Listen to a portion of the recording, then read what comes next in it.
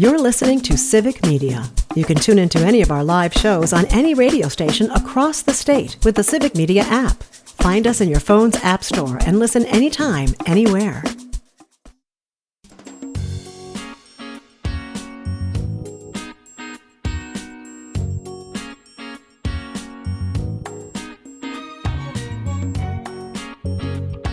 Live across Wisconsin on Civic Media, you're listening to Mornings with Pat Kreitlow, powered by Up North News. Now, from our Lake Wissota studio, here is the founding editor of Up North News, Pat Kreitlow. It's nice to have you back at 8:06 on this Friday morning, September 5th, from Lake Wissota, all across the Civic Media Radio Network. On this Friday morning, where Parker Olson is producing the show, and we got friends. Meteorologist Brittany Merlot standing by, Dr. Kristin Lyerly as well. And then Mike Clemens will be joining us at the bottom of the hour to talk about the season opener for the Green Bay Packers. And Dr. Lyerly already slurping out of her Green Bay Packer coffee mug. She's ready. Always. Yep. And she'll tell us what to expect on the Dr. Kristin Lyerly show coming up in just a bit. But first, Brittany, last week when we said, for the start of the high school football season, this is it's appropriate. This is high school football weather. Isn't that nice? Try to justify it. It's not that nice the second week in a row here. But once again, this is temperatures this below average are not here to stay. No, they're not. And, I kind of like the pride thing. We are setting records with this cold right now. We're going, yes, it's good news. right? We're going down in history. I don't know. I always try to find the positive. We're Wisconsin strong. Yes. Yesterday we hit record cold high temperatures in Green Bay, Manitowoc, Marshfield, Merrill, Oshkosh, Rhinelander, Wausau. All of these places felt it. And today, state records for cold high temperatures are on the line again all across the state. Madison, Milwaukee, every little area is going to be dropping a little bit cooler today compared to yesterday, actual temperature-wise, but it's going to be even feeling worse because we've got to battle those breezy winds that are whipping out of the northwest.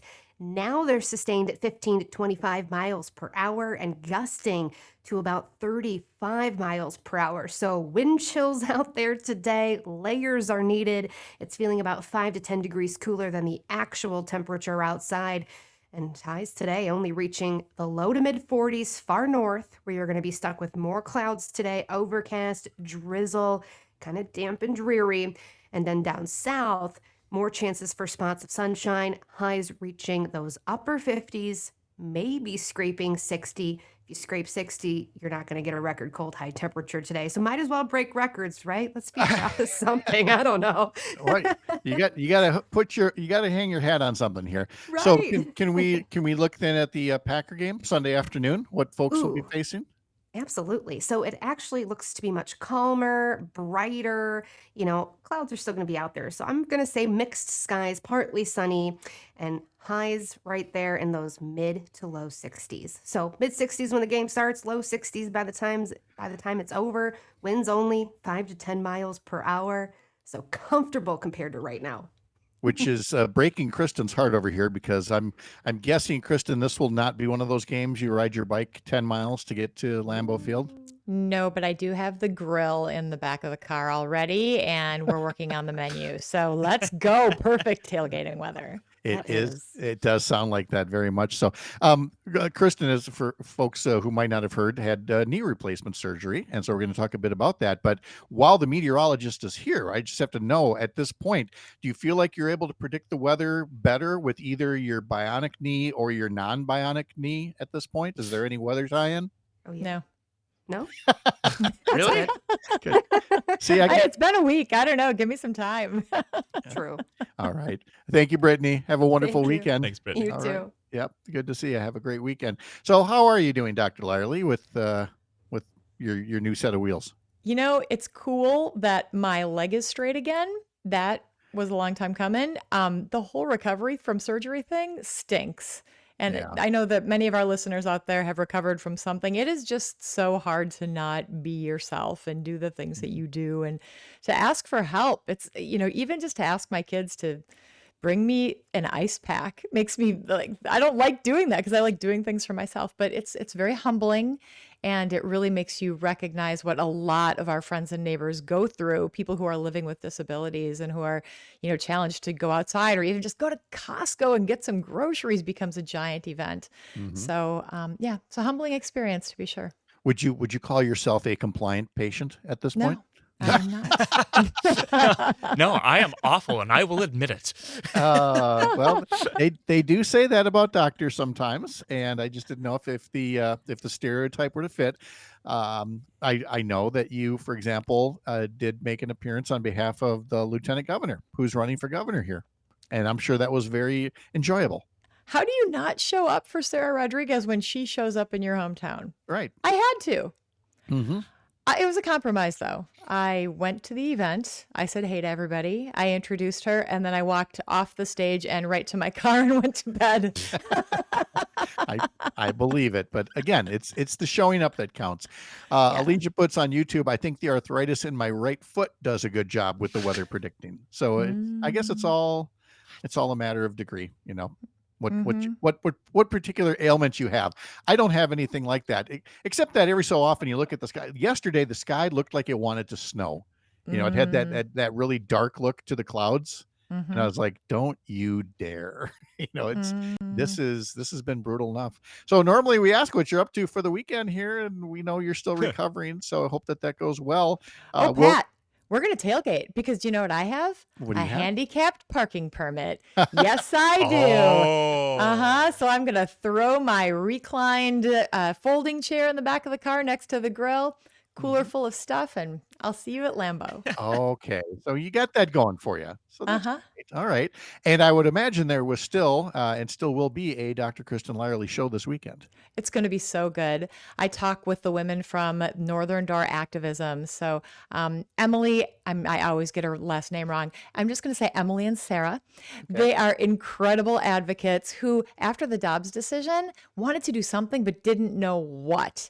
And what they decided to do was community things like book clubs and marches and anything that their community felt like it was needing. They were going to step up and be that voice. And here we are 3 years later, and they are still going strong, actually stronger than ever. So Emily Kranick, Sarah White, Peach Barn Brewery up in Sister Bay. It's going to be a wonderful show. Please do tune in this weekend.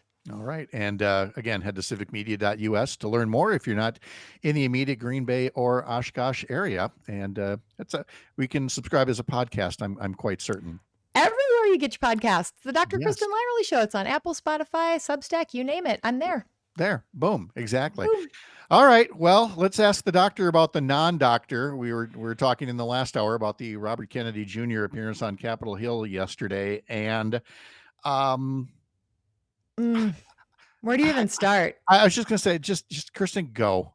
I don't even know how to feed something that much quackery, The tone, first of all, I have never seen a committee hearing that was so ugly and confrontational and just unnecessary. It was so clear that RFK Jr. is not interested in science or helping. He just has an agenda that he wants to push. And watching him and Bernie Sanders go at it, holy cow. The thing that really hit me, though, was the rural health piece. Yeah. At the very beginning of the piece, they talked about how in the One Big Beautiful Bill, $50 billion was added to support rural hospitals. What they failed to leave out was that they defunded rural hospitals by $150 billion. So this is politics at its very worst, the way that they were shining this up and making it look like it was some sort of big gift, because it's not. It's really going to hurt our rural communities. It's really going to hurt our most vulnerable people who need this healthcare. And it's frankly shameful to watch RFK do this.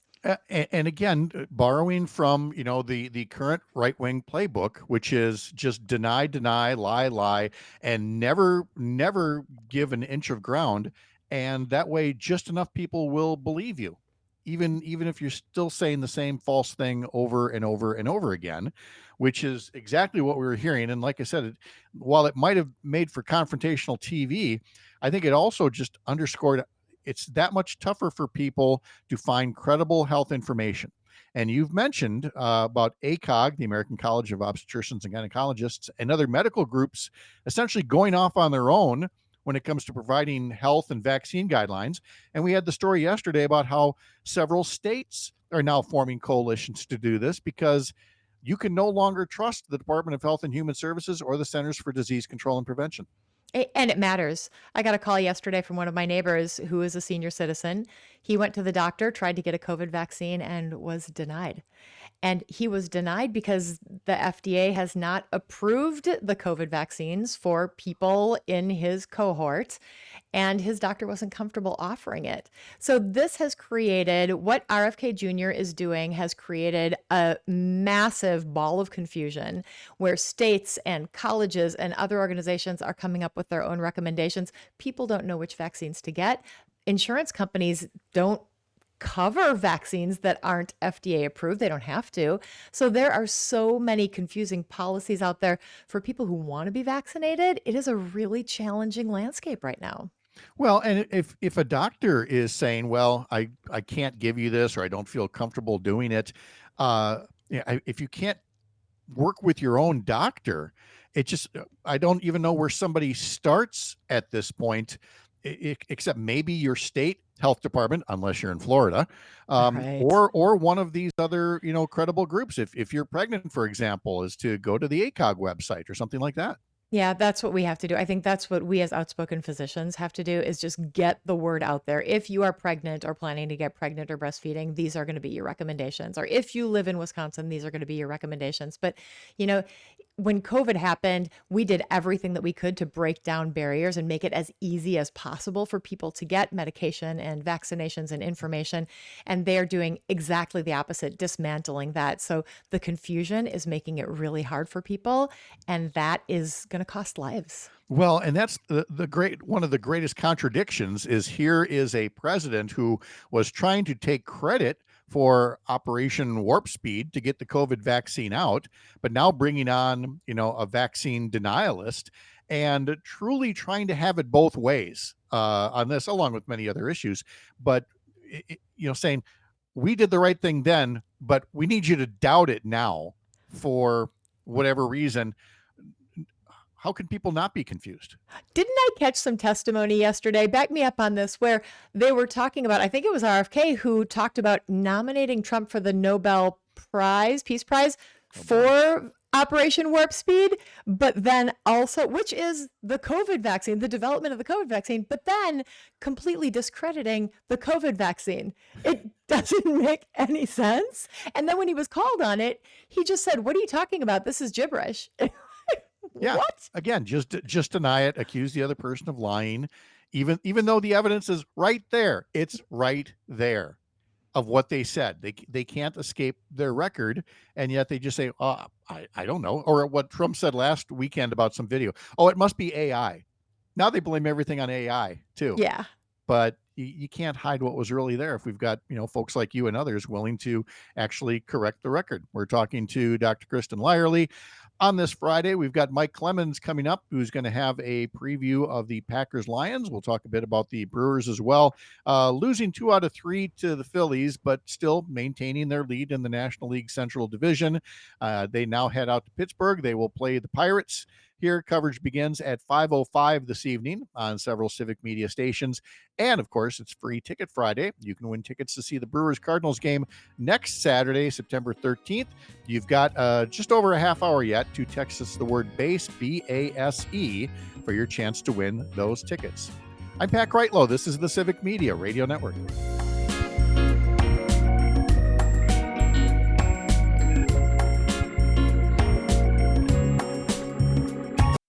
You're listening to Civic Media. Stay up to date on the latest news and information for your local community and Wisconsin by signing up for our free email newsletter. Visit civicmedia.us/email to get started.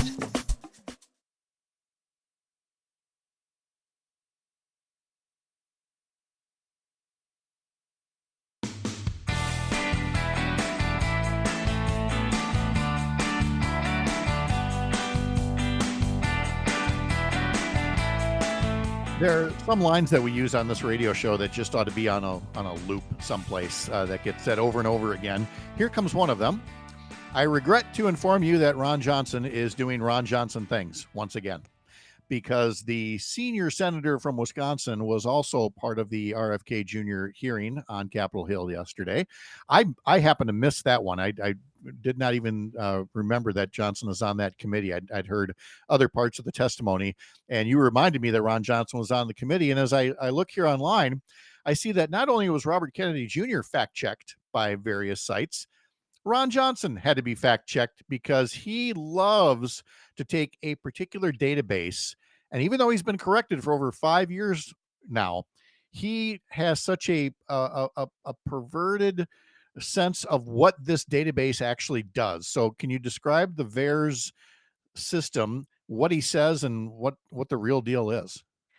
The VAERS system is a vaccine adverse events reporting system. So anytime you get a vaccine and you have some sort of a thing happen to you, whether it's a fever or a reaction at the site or a blood clot or you die, all of those things get reported into this database. And then people look at the database and they investigate these things. So it is really just raw data. But what he has done is attributed anything that happens, any possible correlation to the vaccines. And you can't do that. It's raw data. So he's using data inappropriately. He's cherry picking data. He's using it as marketing material for political purposes instead of scientific material to actually help people. And it's so wrong. It's so harmful. And I'm really glad that ABC fact checked him, because all he did yesterday with his 5 minutes was grandstand about how terrible vaccines are. And apparently we're going to hear more about it next week in his committee when he's having some sort of a other meeting. We'll see. I just did exactly what Alicia put on YouTube. Ron Johnson is just sigh. because again, what you just explained is misrepresentation of the data in the VAERS system. He's been doing for years. And as much as I wish I had been elected to Congress, I wish you had been elected to Congress. One of the things that might have made us crazy is that yesterday, if I were to be sitting on that same committee, I would have simply talked over him, and the chair would have ruled me out of order and everything else. But I would have said, I'm sorry, Senator, I'm not going to allow you to say unfettered these things that you know are not true. And I know it's your 5 minutes of questioning, Senator, and this time is supposed to be your own, but you cannot spread falsehoods that have literally killed people as you have talked them out of taking the COVID vaccine. You cannot do this. And he'd continue to try to lie about it. And that would be a public service on my part, but that's more work than I want to do for Ron Johnson. This has been his defining issue. This is the thing that people are going to remember him for, spreading this false information that literally killed people. And I guess if I hadn't been in a situation where I've known people who have taken care of people who have taken advice from Ron Johnson and discovered way too late that Ron Johnson was not a reliable source, and it cost them permanent damage, and it cost some of them their lives. For me, this feels like a justice issue. Like, he needs to stop this because he is literally harming and killing people by spreading this misinformation. So yeah, I'm going to be doing something. Probably one of my podcasts in the future is going to be about this, because we really need to get more information out there so people can decipher this information for themselves.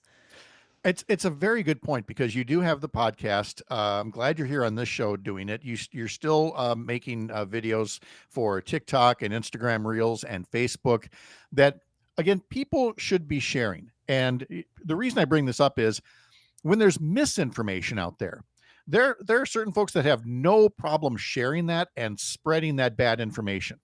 And I think far too few people see the good information, the fact-based stuff that maybe you put out, and they go, thank you, Kristin, thanks for doing that. They'll click on the little heart. Don't just click on the little heart. Click on the little arrow to share it. Please. Or repost it or something. And don't just keep it to yourself. We need people more than ever to be combating misinformation, not by getting into the comment section necessarily. If you don't want to mix it up with somebody, that's fine. Take what you know is credible information and share it. Get it out there. or do ask questions. I'm happy to answer questions. And, to be very clear, nobody pays me for this. I get paid zero for my participation in your show or all the social media stuff that I do. Like, I truly do it because I am trying to get good information out there for people. Mm-hmm. So yeah, let's have these conversations so that we all have the information that we need so we can live our healthiest lives. Yeah. Let me, while we're talking about podcasts, clarify one other thing. I mentioned it once in the show, and I'm just going to mention it one more time, that Kirk Bangstad, with whom we have done a podcast together in the past prior to this radio show. It was called the Up North Podcast as part of my shameless attempt to, do marketing for Up North News.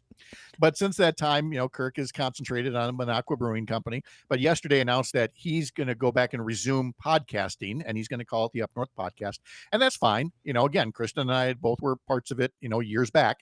But the Up North podcast that he'll be doing through the Minocqua Brewing Company is not affiliated with Up North News or this program, Mornings with Pat Kreitlow, powered by Up North News, and that people will go off in their own directions and do other things. Kristin, you've got your own great little weekly radio show now, and so I'm not passing judgment on any of these things, just to say be sure you know the difference between all these things, including the Dr. Kristin Lyerly show that you got to go find on the weekends. That's right. Wherever you get your podcasts. Yeah, so do that. I really hope the recovery gets easier and you get speedier and you're out there biking a Lambeau Field again before too much longer. You just wait. I'll show up outside your house because you live so close to that bike trail. Oh, Pat, you're in trouble. That's right. Uh-huh. I'll have a cold one ready for you. Thank you, Kristin. All right. Talk to you later. All right. When we come back, Mike Clemens will be along, and we will talk about the upcoming Packer season opener and how the Brewers are doing as well, hitting the road this week for Pittsburgh. I'm Pat Kreitlow. This is the Civic Media Radio Network.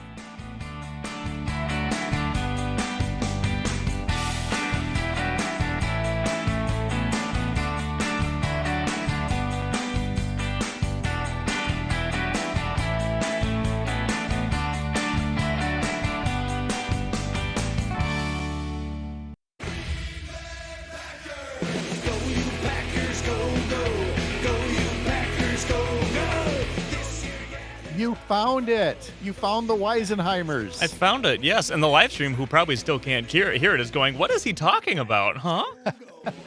The Weisenheimers and the song Go You Packers Go. And yeah, for folks on YouTube, we're sorry, there are copyright issues when it comes to music and things like that. So sometimes you can't hear the music because otherwise YouTube will penalize you for it, even though we have a broadcast license for music. But social media sites are a little funny that way. For the rest of you, yes, you were hearing the Weisenheimers, Go You Packers Go, which I don't think we hear nearly enough. We'll start hearing it more. How about that? Okay. No, that totally works for me. So we've got the season opener for the Packers that's going to be coming up here, but it's part of a football season that is already underway. It got underway under unusual circumstances, to put it mildly. And so let's bring in Mike Clemens now to talk about the kickoff of the NFL season, and then we'll get into the Packers as well. Mike, good morning. How are you? Wow, Pat, I didn't know that about the streaming and the licensing rights. I know what you can and can't do, but that means we can't play the Dupers, and the Bears still suck when they take on Chicago. We'll play it for the radio audience. We just have to sometimes let our social media audience know they might figure it out. Yeah, we'll do it. Yep. I'm a little tired this morning. I stayed up to watch Thursday Night Football. The NFL season kicked off last night in Philadelphia, and the defending champions, the Eagles, take on their arch rival in the division, the Cowboys. And the Eagles ended up winning the game 24-20. Cowboys actually had a pretty good showing. The run defense held up. Saquon Barkley held to 60 yards. Actually, the Eagles quarterback, Jalen Hurts, had a couple more yards and scored 2 touchdowns. He had 62 yards rushing. But just as the game is getting started, they have the opening kickoff, and a player gets injured. So during this injury timeout, Dak Prescott, the quarterback of the Cowboys, is standing there with his linemen. And then you see Jalen Carter. Mm-hmm. They're the huge 314-pound defensive lineman that was a first-round pick, controversial pick for the Eagles. But this guy just wrecks offenses. It's part of the reason they won the Super Bowl. He walks up to the Cowboys huddle, and something happens, and then you see the refs throw a flag, and then turn on the microphone and say, 98 is suspended from the game. He gets ejected. So they zoom in, and Mike Tirico's there with Chris Collingsworth, and they're looking at the tape, and you see Jalen Hurts spit on Dak Prescott, and it lands on his right on his chest. I That's mean, a big old we're a big watching old that. loogie. We're watching that at one of our local watering holes, and we're like, did that just happen? And Yes. so I guess I wonder, because we didn't know at the time, and of course we're just reading closed captioning, and so we never got an answer at the time. Do we know why Jalen Carter Yeah. decided to do Well, this? yeah. I mean, it just totally changes, sort of the defensive scheme, for the Eagles and for. I mean, just how dumb can you be? Right. So then there's a 1 hour lightning delay. They had a thunderstorm roll through Philadelphia, so that both teams have to leave the field in the third quarter. They come back, and then late at night, Jason Garrett, the former Cowboy head coach, he now works for NBC, right? Mm-hmm. So he's down in the field, and hey, Dak, come over here. What was that all about? And then Dak told him, and then Jason went up to the booth, radioed up to the booth like, "Hey, look for this tape again." And son of a gun, NBC had the tape. So before you saw Jalen Carter walk up to the Cowboys huddle and spit on Dak, before that, Dak had his semi-huddle waiting for the injury timeout, and so he decides to spit. So he spits over the shoulders of his offensive lineman. Well, it lands into that territory between the two huddles, but Jalen Carter takes offense to that, so he walks back. He walks over to Prescott. What? So he returns the spit. Only this one lands on Prescott. He does it in front of all these refs, and that's how he gets ejected from the game. And that's how we kick off the 25 season in the NFL. That's even dumber than anything I would have imagined. That it's literally a spitting fight, a spitball fight. Yeah. That's And crazy. thank goodness the NBC cameraman they had that all on tape. They caught it. They had to look it up to say, "Oh, look at that." And then they zoomed in, right? Like, Mm-hmm. "Oh yeah." So wow. it was magic loogies all night long in the game. And I get that it's a division rivalry. I get that, even though the Cowboys, I mean, they've got the longest drought, right, without going to a conference championship game. But apparently it's still a heated enough rivalry that apparently means something. I was surprised to see the Cowboys looking, like they did. They don't look all that bad, even without Micah Parsons, now that he's a Packer. And Kenny Clark went over to the Cowboys. Is he playing with them already? Yeah, he got plenty of snaps last night. He's changed to a number 95 jersey, and he was lying up there off the left guard of the Eagles. So yeah, the Cowboys to go on the road and do that and not get blown out. I'm sure that Jerry's spinning that this morning on the Dallas radio station, saying, "Hey, look, we've got a shot here." Well, that's the other thing. We were thinking we were, getting the best of Jerry Jones, and what a screw up, to get rid of Micah Parsons, et cetera, et cetera. And now we see that he's got a potential back issue here. And what do we think? Is Micah going to be ready to play this Sunday against the Lions? Yeah, so I didn't get a chance to talk to you last Friday, but so here's what happens.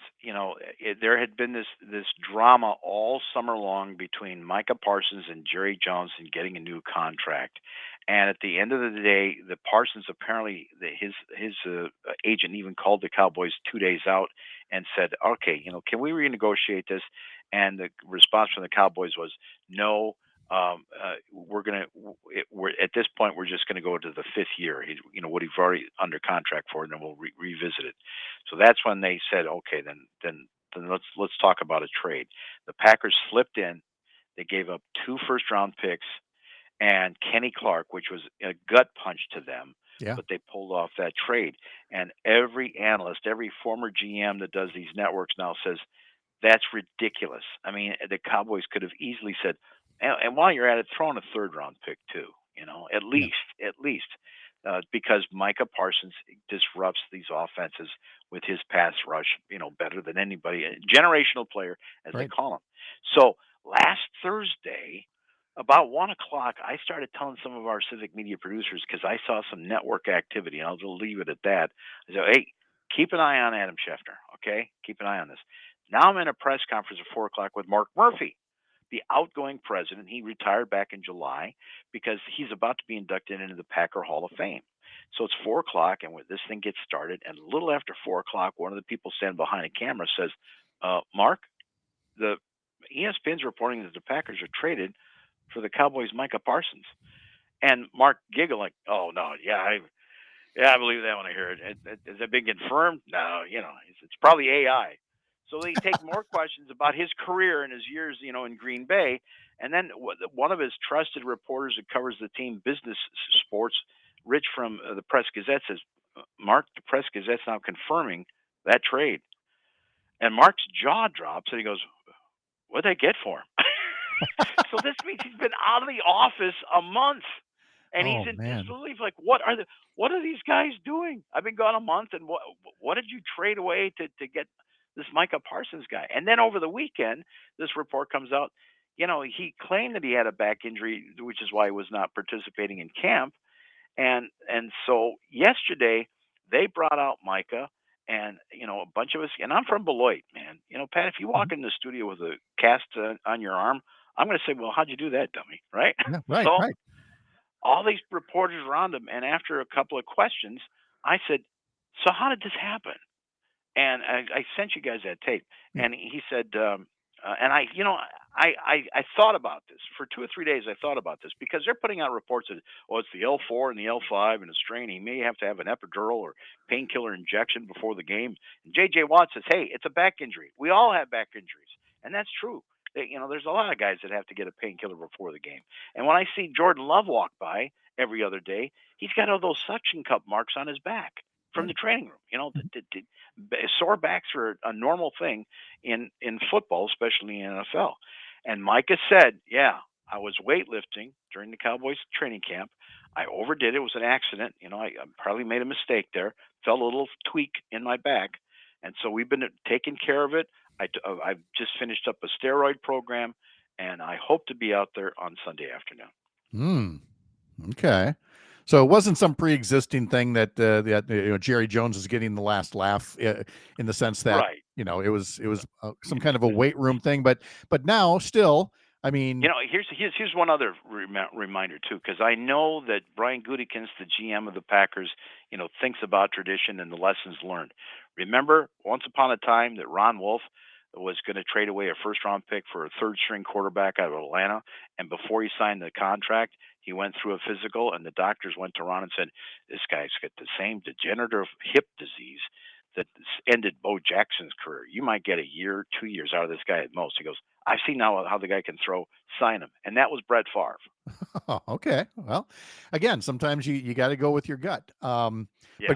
But getting back to the back, and I'm not switching gears to the Brewers yet here, but when I hear back, and I right away think of Kristin Lyerly and how many games he missed last year, and now he's got a sore back this week. So when I hear this about Micah Parsons, I'm like, okay, so let's just say cautiously optimistic. Pre-game coverage begins at 1:00 on several Civic Media stations. Let's jump over to the Badgers. They're going to be hosting Middle Tennessee. Again, coverage begins Saturday at 1:00 on several Civic Media stations with the starting quarterback, Billy Edwards Jr., went out with a knee last week. What's his status? Yeah, for the third year in a row, Luke Fickell's lost his starting quarterback to some kind of an injury. This kid's got his knee sprain, so he's going to be week to week. So Danny O'Neill, who I thought did a pretty good job filling in the 17-0 win over Miami of Ohio, he's likely going to get the start tomorrow. He did a pretty good job of moving the ball for the team. And the Badgers did. I mean, they should have been a bigger blowout, but their defense did show up. I mean, they've got that Preston Zachman kid at safety who had 2 legit interceptions and was named the Big Ten Defensive Player of the Week. So that's the kind of game we'll be looking for from Camp Randall tomorrow afternoon. All right. And then finally, let's jump to the Brewers. They dropped 2 out of 3 to the Phillies. They got shut out yesterday, and they're on the road already to play Pittsburgh tonight to take on the Pirates. And the pregame there begins at, what time did I say? 5:05. There it is, across the stations on the Civic Media Radio Network. And how are we feeling now after dropping 2 to the Phillies? Both those teams, the Phillies and the Brewers, the 2 best offensive teams in the majors right now. But the thing that's a little concerning is that Shelby Miller, a veteran arm that they brought in the bullpen, he felt something go in his elbow.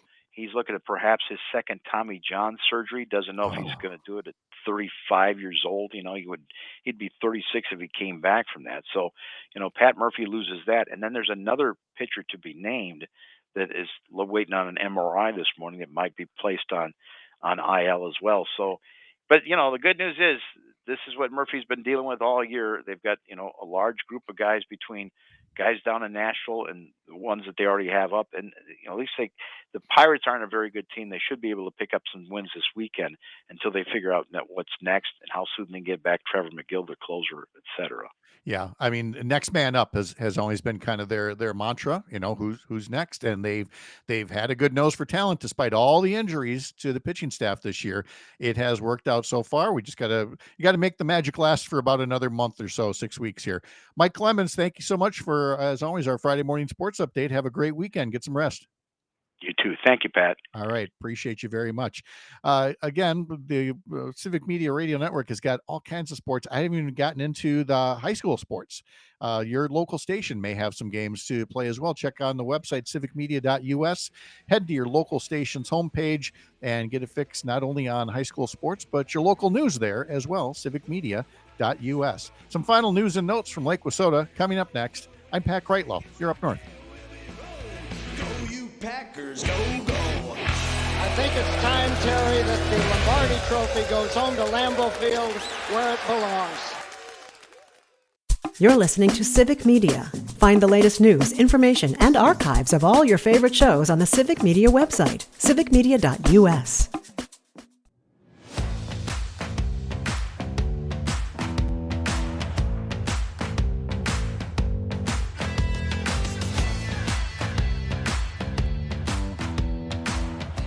One more time for Free Ticket Friday. You've got just over 6 minutes to text the word BASE, B-A-S-E, for your first entry of the day into Free Ticket Friday. You can enter multiple times today. There will be keywords throughout the day. Listen for them. Use the Civic Media app to text in those keywords. And then of all the day's entries, one will be chosen to win 4 tickets to the Brewers taking on the St. Louis Cardinals at American Family Field next week, Saturday, the 13th, 7:15 p.m. is first pitch, and you have to be able to get and use tickets on your phone. These are great club level seats, so worth your while if you have a chance of going to the game to text the word BASE before 9 o'clock this morning. You can sign up for our newsletters over at upnorthnews.wi.com, including the Sunday morning newsletter I put together, which is kind of a roundup of political news from the week. And then there's a question of the week as well. And I wanted to share the results here of this past Sunday's question because it was so noteworthy. And I was not necessarily looking for it to be one-sided. I definitely wanted to see what's the range of opinions out there. And it's about dreamers, the nickname given to children who were brought to this country by their parents who came here as undocumented immigrants to work hard, give their family a better life, to be safe, and so forth. This is the only country they've ever known. They've gone to school here. They've become part of the workforce here, but they are not citizens. Their parents are not citizens.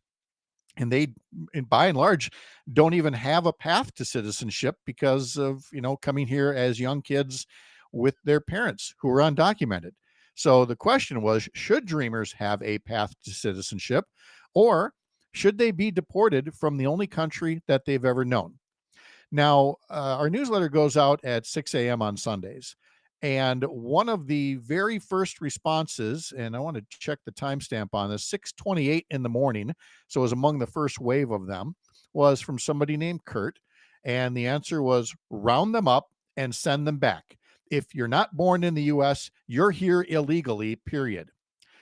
And, well, first off, again, people want to make this sound like you've committed some kind of a heinous felony coming here. It's not. It's a civil forfeiture and hardly worth drawing guns on somebody who simply came across the border. But we have a faction in this country, for either xenophobic or blatantly racist reasons, has that kind of a mentality. So that was one of the first answers that came in. Here are the results, though.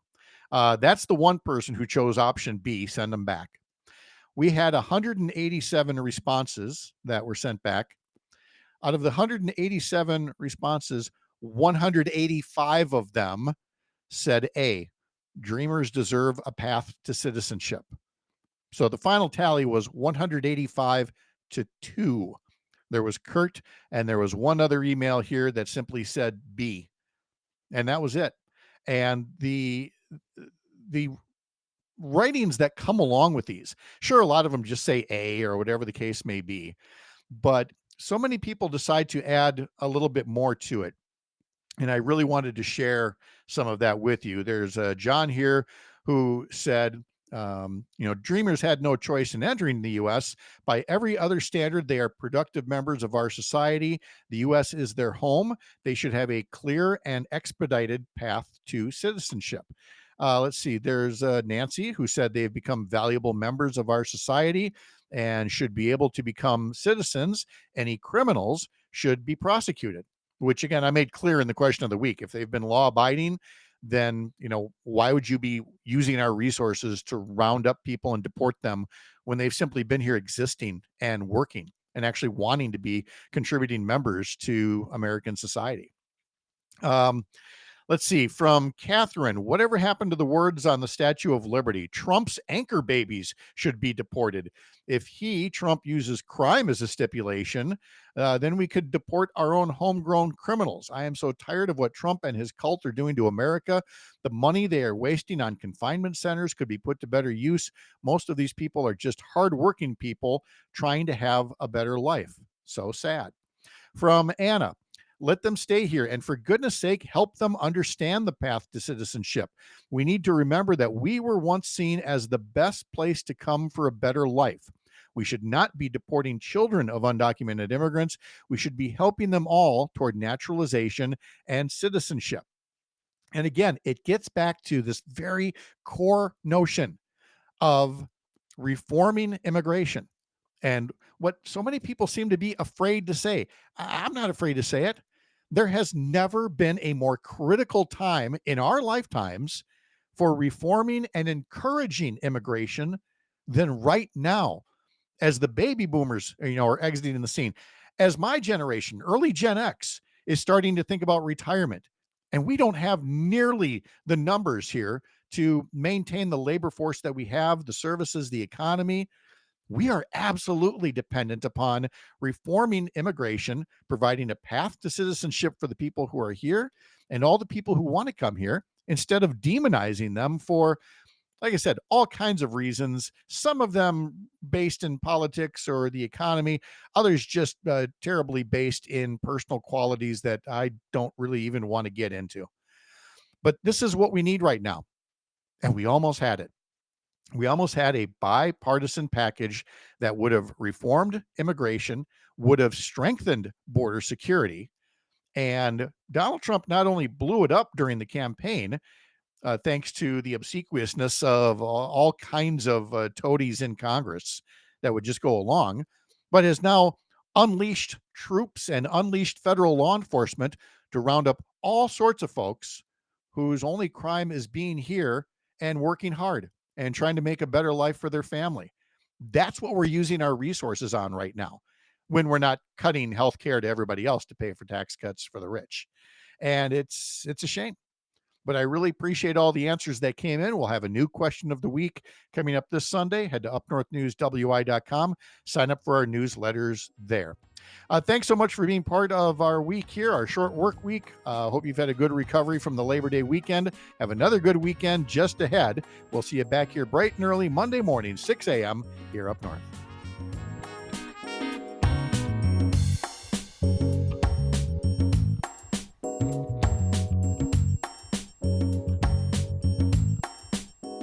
The national news cycle never stops, but it can be hard to find news about your local community. Civic Media is dedicated to providing quality local and state news coverage across Wisconsin. With the Civic Media app, you can get notifications about local stories that matter to you and your community. Find the free Civic Media app in your phone's app store and choose notifications from the menu to tell us what kind of news you want to hear about.